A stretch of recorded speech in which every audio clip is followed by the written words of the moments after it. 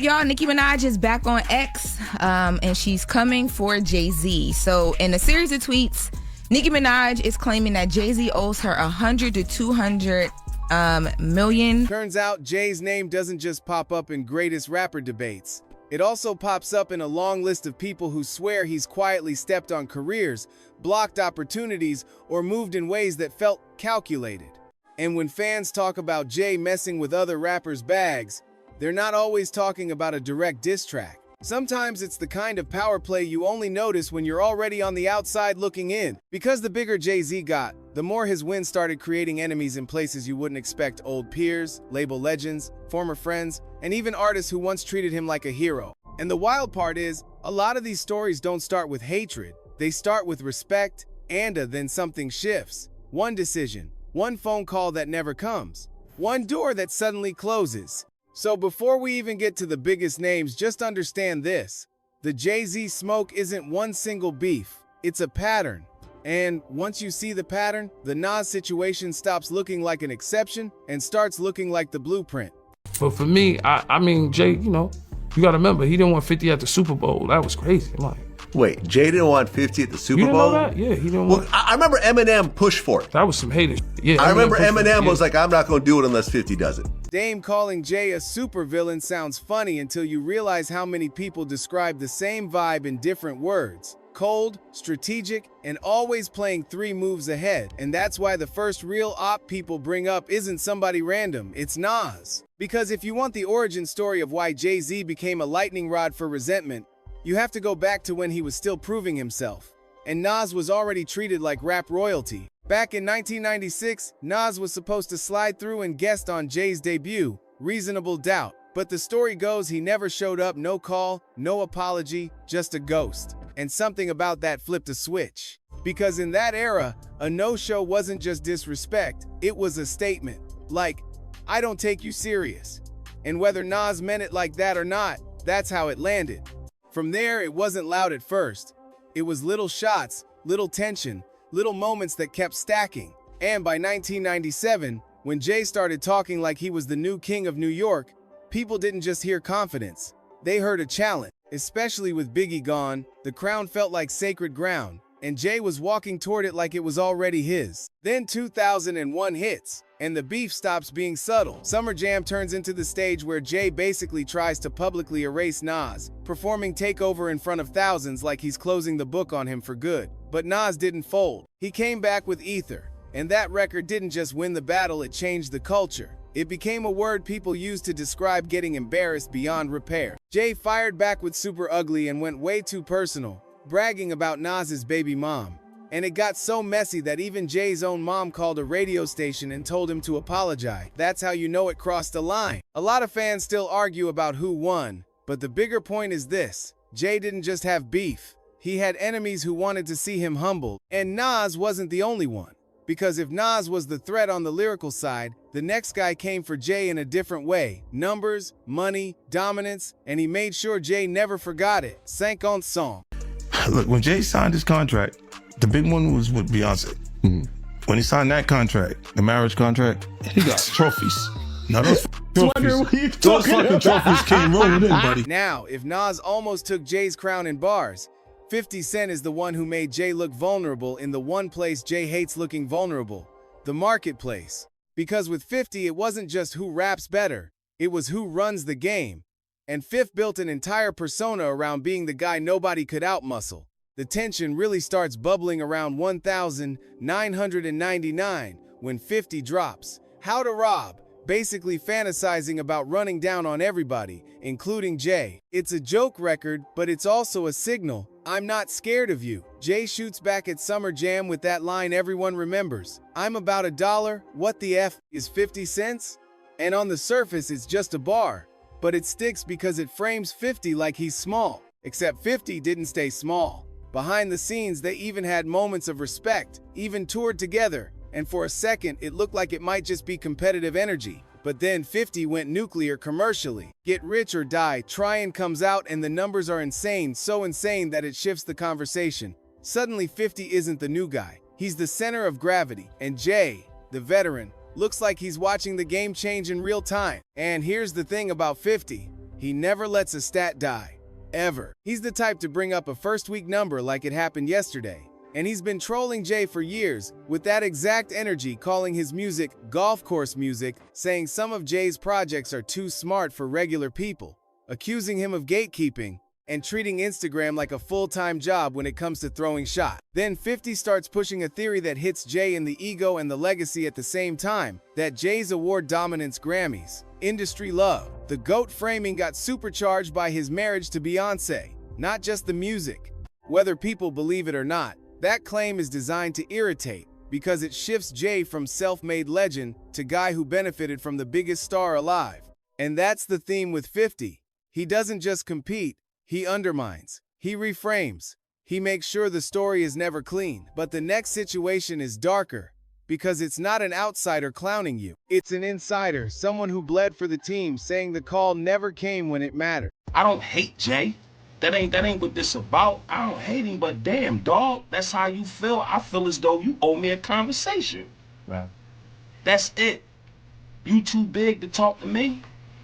You ate my mom oxtail. Fuck, you know what I mean? You too big to talk to me, yo? I feel as though I deserve that conversation, yo. Cause at any given time, when we was together, if anything got out of hand, yo, I put my life on the line for that Rockefeller. The music shit and battling, nigga. It was situations where I had to hold it down. When security ain't had no burners. Now this is where the whole vibe changes, because it stops sounding like rap beef and starts sounding like betrayal. And Beanie Sigel's name always comes up for that reason, because Beans wasn't some random artist on a roster. He was family in the Rockefeller world, the guy who held it down in the streets while Jay was leveling up into corporate power. People forget what that era was like. Rockefeller wasn't just music, it was a movement, and Beans was one of the faces that made it feel real. He wore the consequences. He caught cases. He lived the kind of life labels love to monetize, until the real consequences show up at your door. And when Beans hit that 2003 legal drama and needed support, the story he tells is brutal. Jay took the stand and basically acted like he didn't even know him like that. Imagine writing for somebody publicly, putting your name, your image, your safety on the line, and then watching them get careful with the wording when it's time to stand beside you. From there, the complaints weren't just emotional, they were business. Beans accused Jay of dropping projects at the same time to bury his sales, using people, letting others take credit, and slowly freezing out the same artists who helped build the brand. And if you listen to the way he spoke on it, it wasn't the voice of a man looking for attention, it was the voice of somebody who felt played. That's why this one hits harder. Because when a rival trashes you, it's expected. But when a former soldier says, "I gave you everything and you treated me disposable," it makes people start asking a bigger question. Is this just how Jay operates once he outgrows you? And that brings us to somebody who didn't come to Jay as a soldier. He came to Jay as a legend, a foundation piece. Somebody who felt like Jay got power, and then forgot the people who built the house. Well, y'all, Nicki Minaj is back on X, and she's coming for Jay-Z. So in a series of tweets, Nicki Minaj is claiming that Jay-Z owes her 100 to 200 million. If Jay could distance himself from artists who once rode with him, imagine the tension when the person calling you out is LL Cool J. LL isn't just another rapper, he's Def Jam history, the first artist on the label, the original face of the brand. So when Jay became president of Def Jam in 2004, the dynamic shifted. The student now running the institution the teacher helped build. LL's issue wasn't about who rapped better, it was about leadership. He suggested that under Jay, the label prioritized the new wave and the Sean Carter machine, while veterans didn't receive the same push. Todd Smith performed respectably, but LL framed it as a failure of support, not fan interest. And in hip-hop, that's not just business, that's respect. So when Jay called himself the GOAT, it wasn't just confidence. For LL, it touched legacy. And the smoke didn't stop with old school icons. It eventually reached one of the most dominant female rappers of this generation. Jay-Z has exhibited signs of envy, jealousy, hate, and stopping bags behind the scenes, allegedly. Why is it always the same story? So that means Nas made all of that stuff up. DMX made all of that stuff up. Because Jay's conflicts aren't limited to men, and they aren't limited to one era. Over time, The smoke finds its way to artists who are powerful in their own right, artists with fan bases that move like armies. And that's what makes the next chapter so loud. When Nicki Minaj feels wronged, it doesn't stay behind closed doors. It turns into a public saga with receipts, accusations, and non-stop pressure. And the craziest part is, Nicki wasn't somebody on the outside looking in. She was connected to Jay's world, his business, his platform, which means when she turns into one of his most vocal critics, people don't treat it like random hate. They treat it like someone speaking from inside the circle. And right before Tommy Hilfiger signs the papers, he makes an announcement saying that he's not f***ing with Rockefeller, that he's only f***ing with S. Carter. The whole shit up. And I just feel like he did that only because I was going to make $40 million. Like, he just couldn't see, like, they get so mad if I'm going to make money off them. Like, every time I could have made a really big check, he's always stepped in and intentionally f***ed it up. Every time. In one of his rawest interviews, Dame compared Jay to a straight-up supervillain. Like Jay, I like the way I would look at it, like if you could compare him to like a character now, I'd say he's like the Penguin. He's like ruthless like that with his friends or people that help him. Nicki's situation is different because it didn't start with tension, it started with alignment. She delivered a legendary verse on Monster in 2010, publicly supported Tidal, and was seen as part of that circle. So when she later became one of Jay-Z's loudest critics, it didn't feel like random rap beef. It felt like business turning personal. Her core claim centers on money. After Jay sold Tidal to Square in 2021 for a massive deal, Nicki said she received nothing despite being positioned as an early stakeholder and vocal supporter. That's not about music.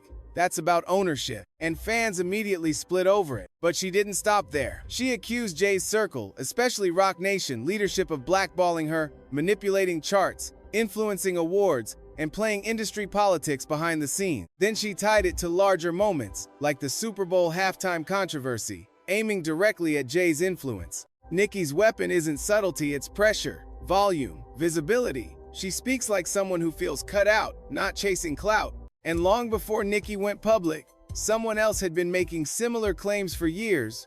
Only in that story, Jay isn't a rival. He's a former partner. Jay-Z called me, bro. You still ain't called me. Jay-Z called me. Hey, bro, Jay-Z, I know you got killers. Please don't send them at my head. Just call me.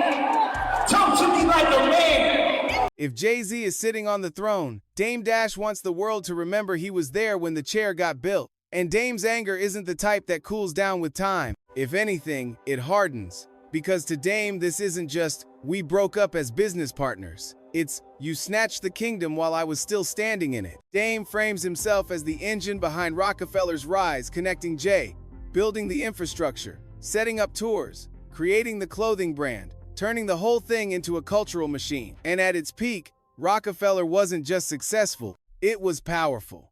The kind of power that makes people think it'll last forever until the boardroom decisions hit. In Dame's version of the story, 2004 is the turning point. Island Def Jam buys the other half. Jay takes the presidency role, and suddenly Dame feels pushed out of the house he helped build. And that's why he uses words like snake move, because to him, Jay didn't just level up. Jay made a choice that required Dame to lose. Then you add the Rockefeller accusations, the Tommy Hilfiger deal story, the claim that Jay launched something competing at the worst possible moment. Tanking value, Dame tells it like a deliberate sabotage, like Jay was making sure no one else ate the way he ate. Now, whether every detail is true or not, the impact is real. Dame's narrative has influenced how people interpret Jay's career arc, because it paints Jay not as a messy artist with emotional beefs, but as a cold operator who wins by playing chess while everyone else is playing checkers. And that brings us to another artist who was inside that Rockefeller world, benefited from it, but also felt the shift when power moved. Because for some artists, the betrayal wasn't in a contract. It was in how quickly the energy changed once Jay's priorities changed. Nas versus Jay-Z. You know, that's going to Nas. We can talk about why. And you know what's crazy? Again, man, Hove is, for me, right now, off every, like, judging every rapper off everything, Hove's number one.